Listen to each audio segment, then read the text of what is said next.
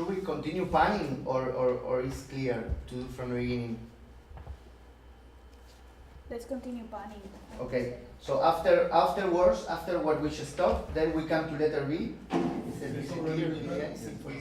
I would first of all put this piece entirely into a different place than in comparison to my other works, because so far I've been writing mainly concert pieces, and there the main thing is that actually the only thing is the sound, and it's a concert piece, so they're entirely different dynamics. And when you write a disciplinary project, there are other dimensions in which the music needs to correspond or interact.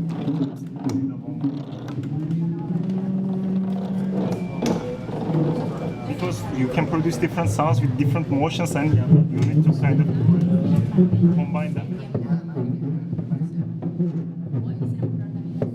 Sensorium is kind of a multi-sensual environment, specifically for this piece, using at least three senses mainly, the view and the smell, and also of course the sound.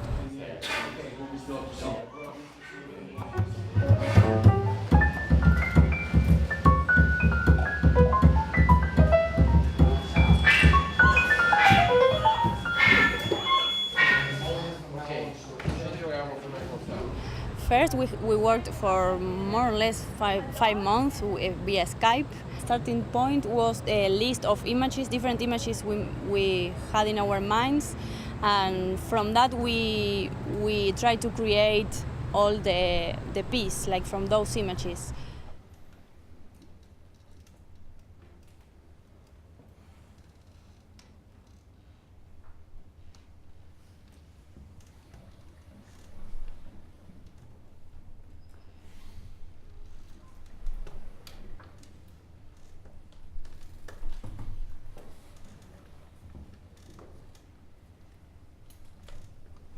We were from different artistic languages, and we could all together make a multi-sensorial proposal for the audience.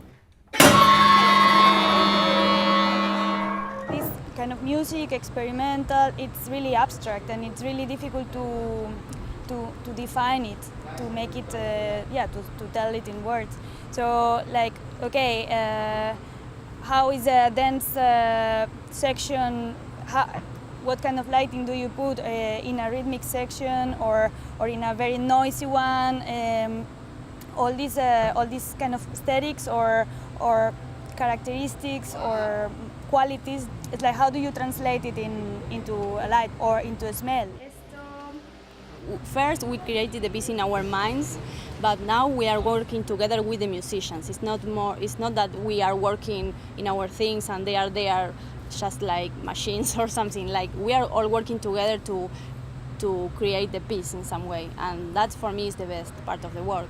Here, until here, if I am 150 or 160, then I have almost 150 in this, and this, and this, and this. So it's really a 160 sphere, you know? Mm-hmm. So the bags can go all. We are going to try this, not just like this or this, but like here, there. Basic concept was that to make a kind of theater, a sort of abstract theater in which there wouldn't be a kind of script, but the let's say main characters will be the sound and the light and scent, and how they move and how they change and how they transform in different densities, in different textures throughout a certain span of time.